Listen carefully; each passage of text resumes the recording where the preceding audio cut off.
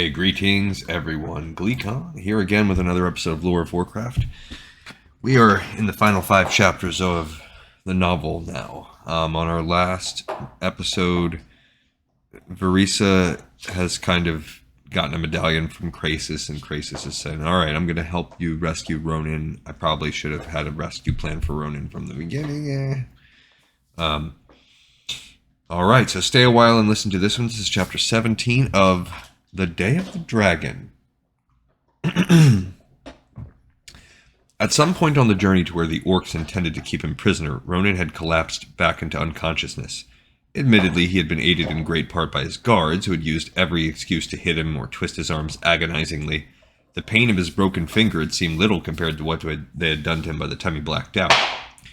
Yet now at last the wizard woke, and woke to the nightmare of a fiery skull with black eye sockets smiling malevolently at him. Sheer reflex made the startled wizard attempt to pull away from the monstrous visage, but doing so only rewarded Ronan with more agony and the discovery that his wrists and ankles had been shackled tight. Try as he might, he could not escape the near presence of the demonic horror looming above him. The fiend, though, did not move. Gradually, Ronan fought down his horror and studied the motionless creature closer. Far taller and broader than the human, it wore what seemed flaming bone for armor. What he had taken for a sinister smile had actually simply been due to the fact that the demonic sentinel had no flesh covering its visage. Fire surrounded it, but the mage felt no heat. Still, he suspected that if those blazing skeletal hands touched him, the results would be very, very painful indeed. For lack of any better thought, Ronan tried to speak to the creature. "What? Who are you?" No reply. Other than the flickering flames, the macabre figure remained motionless. "Can you hear me?" Nothing again. Less fearful and more curious now, the wizard leaned forward as best his chains would let him. Suspicious, he moved one leg back and forth as best he could. Still, he received no response, not even a shifting of the head toward his moving limb. As horrific as the creature looked, it seemed less of a living thing than a statue. Although demonic in appearance, it could be no demon. Ronan had studied golems, but had never seen one before, certainly not one constantly ablaze. Still, he could think of it as nothing else. The wizard frowned, wondering at the golem's capabilities. In truth, he had only one way to find out, and after all, the wizard needed to escape. Trying to ignore his pain, Ronan started to move his remaining fingers ever so slightly for a spell that would, he prayed, rid himself of the monstrous guard. With astonishing swiftness, the fiery golem reached forward, seizing Ronan's already maimed appendage in a grip that completely enveloped it. A searing fire engulfed the human, but a fire within, one that burned at his very soul. Ronan screamed, then screamed again. He screamed long and hard until he could scream no more. Barely conscious, his head slumped over, he prayed for the inner fire to either end or consume him utterly. The golem removed its hand from his. The flames within dwindled away. Gasping, Ronan managed to lift his head enough to look at the horrific sentinel. The golem's grotesque mockery of a face stared right back, completely indifferent to the tortures through which it had put its victim. Damn you! Beyond the golem, a familiar chuckle made the hairs on the back of the mage's head stand on end. "Naughty, naughty," piped the high voice. "Play with fire, you get burned. Play with fire, you get burned." Ronan tipped his head to the side, cautiously at first, then more when he saw that his monstrous companion did not react. Near the entrance stood the wiry goblin Necros had called Krill, the same goblin that Ronan knew also worked for Deathwing. In fact, Krill even now carried the medallion with the black crystal. The wizard marveled at the goblin's arrogance. Surely Necros would wonder why his minions still held on to Ronan's talisman. Krill noticed the direction of the gaze. "Master Necros never saw you as a human, and we goblins are always picking up trinkets." There had to be more to it, though. He's too busy to notice, isn't he? "Clever, human, clever. And if you told him, he wouldn't listen. Poor Master Necros has much on his mind. Moving dragons and eggs is quite a chore, you know." The golem did not react at all to Krill's presence, which did not surprise Ronan. Unless the goblin attempted to free the prisoner, it would leave Krill alone. "So you serve Deathwing?" A frown momentarily escaped the creature. "His bidding I've done, yes, for very, very long." "Why have you come here? I've served your master's purpose, haven't I? I played his fool well, didn't I?" This, for some reason, cheered Krill up again. His toothy smile wider than ever, he replied, "No greater fool could there have been, for you played one for more than the Dark Lord. Played you one for me too, human. Ronan could scarce believe him. How did I do that? In what way did I serve you, goblin? And much the same as you did the Dark Lord, who thinks a goblin so low as to serve any master without reason of his own. A hint of what had to be bitterness escaped Krill. But I've served enough, I have. Ronan frowned. Could the mad little creature mean what the wizard thought he meant? You plan to betray even the dragon? How? The grotesque goblin fairly hopped in glee.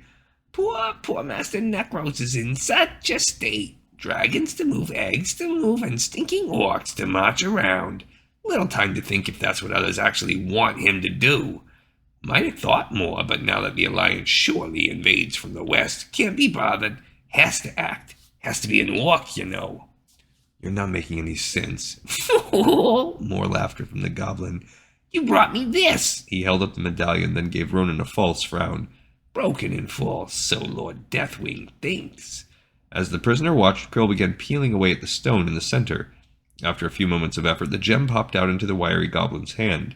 He held it up for Ronan to see. And with it, no more Deathwing. Ronan could scarcely believe him. No more Deathwing? You hope to use that stone to bring him down? Or make him serve Krill. Yes, perhaps he shall serve me. An exhalation of pure hatred escaped Krill. And no more toadying for the reptile. No more being his lackey. I planned long and hard for this, I did, waiting and watching for when he'll be most vulnerable, yes. Fascinated despite himself, the captured spellcaster blurted, "But how?" Krill backed toward the entrance.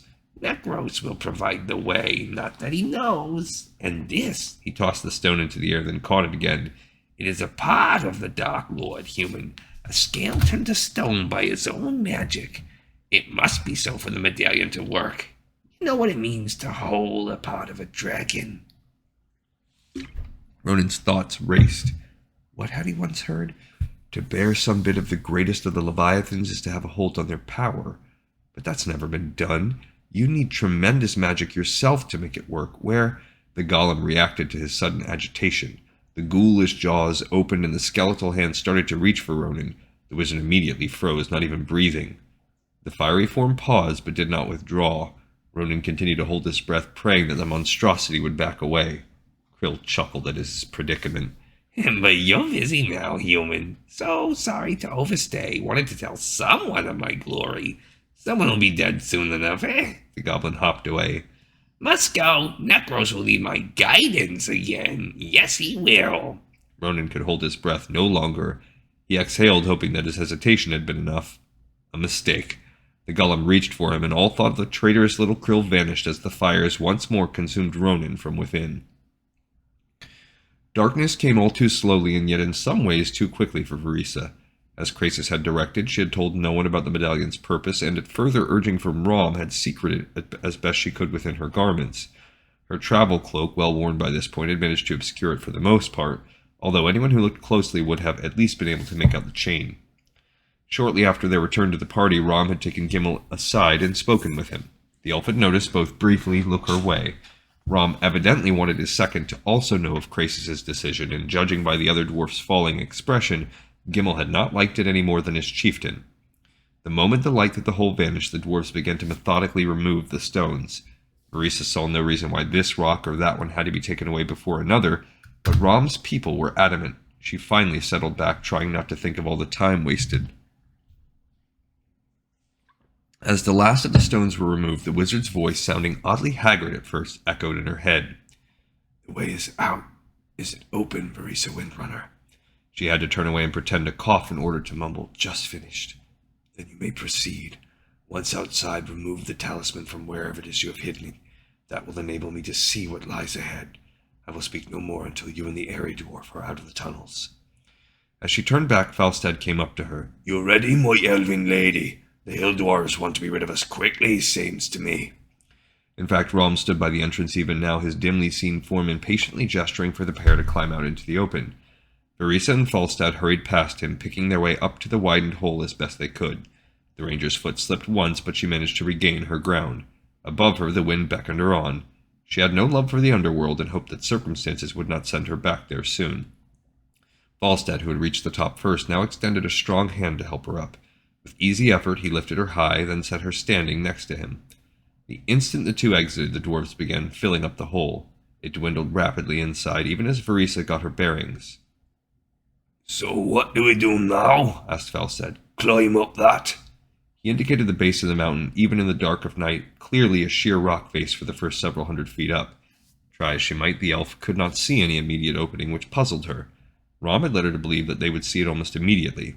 She turned to call down to him, only to discover that barely any sign of the hole remained. Vereesa knelt, then put an ear by the small gap. She could hear nothing at all. "Forget them, my elven lady. They've gone back into hiding." Falstad's tone revealed a hint of contempt for his hill cousins. Nodding, the elf finally recalled Krasis' instructions. Pulling her cloak aside, she removed the medallion from hiding, placing it squarely on her chest.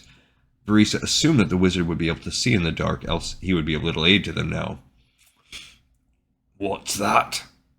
Help, I hope. Krasis might have warned her not to tell anyone, but surely he did not expect her to leave Falstad guessing.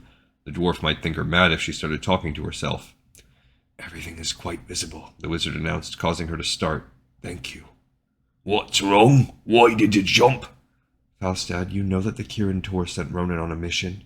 "Aye, not the foolish one he mentioned either. Why?" This medallion is from the wizard who chose him, who sent him on his true quest, part of which I think required Ronan to enter the mountain. "For what reason?" He did not sound at all surprised. That has not been made completely clear to me so far. As for this medallion, it enables one of those wizards, Krasis, to speak with me. "But I can't hear anything." That, unfortunately, is how it works. "Typical wizardry," the dwarf remarked, using the same tone of voice he had used when commenting on his hill cousin's deficiencies. You had best move on, suggested Krasis. Time is, as they say, of the essence. "Did something just happen to you? You jumped again." As I said, you cannot hear him, but I can. He wants us to move on. He says he can guide us. "He can see?" Through the crystal. Falstad walked up to the medallion, thrusting a finger at the stone. "I swear by the Airy that if you play us false, my ghost will hunt you down, spellcaster. I swear it." Tell the dwarf our goals are similar. Vereesa repeated the statement to Falstad, who grudgingly accepted it. The elf, too, had reservations, one she kept to herself. Krasis had said that their goals were similar. That did not mean that they were one and the same. Despite those thoughts, she passed on Krasis' first instructions to the letter, assuming that he would at least get them inside. His directions seemed peculiar at first, for they forced the pair to circumnavigate part of the mountain in a manner that seemed far too time-consuming. However, the wizard then led them along an easier path that quickly brought them to a tall but narrow cave mouth that Vereesa assumed had to be their way in. If not, then she would certainly have a word with their dubious guide. An old dwarven mine, Krasis said. The orcs think it leads nowhere. Vereesa studied it as best she could in the dark. Why have Rom and his people not used it if it leads inside? Because they have been patiently waiting. She wanted to ask what they waited for, but suddenly Falstad grabbed at her arm. "Hear that?" the Griffin rider whispered. "Something coming." They backed behind an outcropping just in time.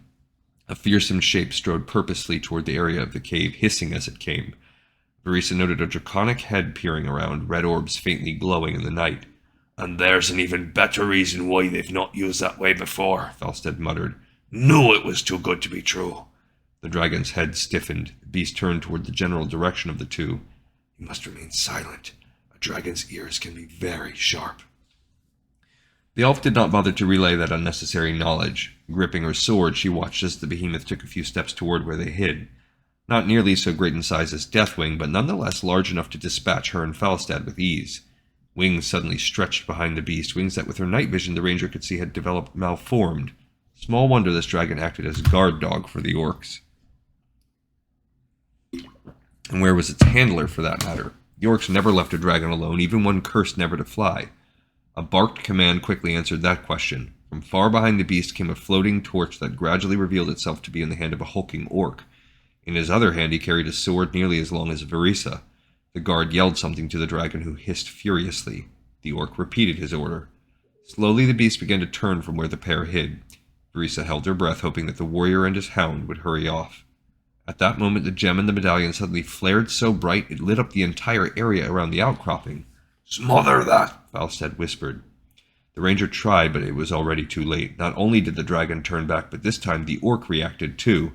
Torch and blade before him, he started toward their hiding place. The crimson leviathan stalked behind him, ready to move at his command. "Remove the medallion from around your neck," Krasis commanded. "Be prepared to throw it in the direction of the dragon." "But do it."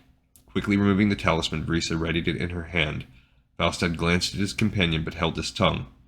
The orc drew nearer. Alone he represented enough of a challenge, but with the dragon at his side, the ranger and her companion had little hope. "Tell the dwarf to step out. Reveal himself."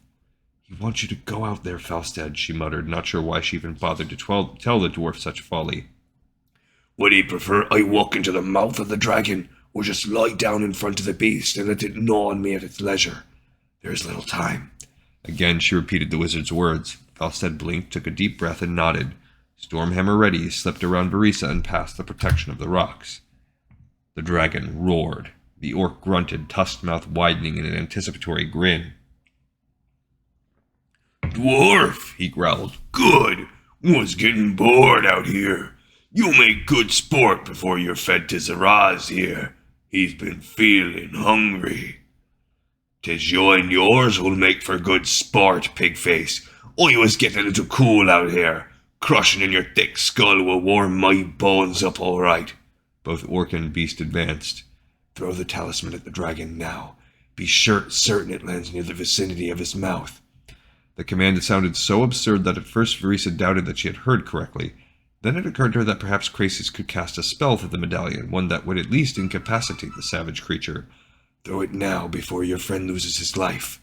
"Falstad," the ranger leapt out, surprising both sentries. She took one fast glance at the orc, then with expert aim threw the medallion at the mouth of the dragon. The dragon stretched forward with equally amazing accuracy, catching the talisman in his jaws. Vereesa swore. Surely Krasis had not expected that. However, a peculiar thing happened, one that caused all three warriors to pause. Instead of either swallowing or tossing aside the medallion, the Leviathan stood still, cocking its head. In his mouth, a red aura erupted, but one that seemed to have no ill effect on the dragon. To everyone's bewilderment, the behemoth sat down. Not at all pleased by this turn, the orc shouted a command. The dragon, however, did not seem to hear him, instead looking as if he listened to another voice far away. "Your hounds found a toy to play with, orc," mocked Falstad. "Looks like you'll have to fight your own battles for once." In response, the tusked warrior thrust his torch forward, nearly setting the dwarf's beard ablaze. Cursing, Falstad brought a stormhammer into play, coming close to crushing the orc's outstretched arm. That in turn enabled the guard to make a jab with his sword. Vereesa stood undecided. She wanted to help Falstad, but did not know if at any moment the dragon might suddenly break out of his peculiar trance and rejoin his handler. If that happened, someone had to be ready to face the beast. The dwarf and his adversary traded blows, the torch and sword evening matters against the hammer. The orc tried to drive Falstad back, no doubt hoping that his foe would trip on the highly uneven ground. The elf took one more look at the dragon. He still had his head cocked to the side. The eyes were open, but they seemed to be staring off. Steeling herself, Vereesa turned from the Leviathan and headed to Falstad's rescue. If the dragon attacked them, so be it. She could not risk letting her comrade die. The orc sensed her coming, for as she thrust at him, he swung the torch around. Vereesa gasped as the flames came within scant inches of her face. Yet her coming forced the guard to fight on two fronts, and because of this, his attempt to burn her had left him open. Falstad needed no urging to take advantage of it. The hammer came down. A guttural cry from the orc nearly smothered the sound of bone cracking. The sword slipped from the tusked warrior's quivering hand. The hammer had shattered the arm at the elbow, leaving the entire arm useless. Fueled by both pain and fury, the crippled guard shoved the torch into Falstad's chest. The dwarf stumbled back, trying to beat out the fire smoldering on both his beard and chest. His brutish foe tried to advance, but the elf cut him off. "Little elf," he snarled. "Burn you too." Between the torch and his own lengthy arm, his reach far exceeded her own. Vereesa ducked twice as the fire came at her. She had to end this quickly before the orc managed to catch her off guard. When he swung at her next, she aimed not for him, but rather for the torch. That meant letting the flames come perilously near. The orc's savage face twisted into an expression of anticipation as he thrust. The tip of her sword dug into the wood, ripping it from the startled sentry's fingers. Her success far better than expected, Vereesa fell forward, pushing the torch with her. The fire caught the orc full in the face. He roared in pain, brushing the torch away. The damage had been done, though. His eyes, nose, and most of his upper countenance had been seared by the heat. He could no longer see. Acting with some guilt, but knowing she had to silence him, Vereesa ran the blind orc through, cutting off his pained cries. "By the Ares," snapped Falstad, "thought I'd never put myself out." Still gasping, the elf managed, Are you all right? "Saddened at the loss of so many good years' beard growth, but I'll get over it. What's the matter with our overgrown hound there?" The dragon had dropped down on all fours now as if preparing to sleep. The medallion still lay in his mouth, but as they watched, he gently dropped it to the ground before him, then looked at the pair as if expecting one of them to retrieve it. "Does he want us to do what I think he wants us to do, my elven lady?" I'm afraid so, and I know by whose suggestion, too. She started toward the expectant behemoth. "You're not seriously going to try to pick it up, are you?" I have no choice. As the ranger neared, the dragon peered down at her. Dragons were rumored to see very well in the dark and had an even greater sense of smell. This close, Vereesa would surely not escape. Using the edge of her cloak, she gingerly picked up the talisman. Left so long in the dragon's mouth, it dripped with saliva. With some disgust, the elf wiped it off as best she could on the ground. The gem suddenly glowed. "The way is clear," came Krasus' monotone voice. "Best you hurry before others come." What did you do to this monster? She muttered. "I spoke with him. He understands now. Hurry. Others will eventually come." The dragon understood. Vereesa wanted to ask the wizard more, but knew by now that he would give her no satisfactory answer. Still, he had somehow done the impossible, and for that she had to thank him. She replaced the chain around her neck, letting the talisman once more dangle free. To Falstad, the ranger simply said, "We are to move on." Still shaking his head at the sight of the dragon, the dwarf followed after her.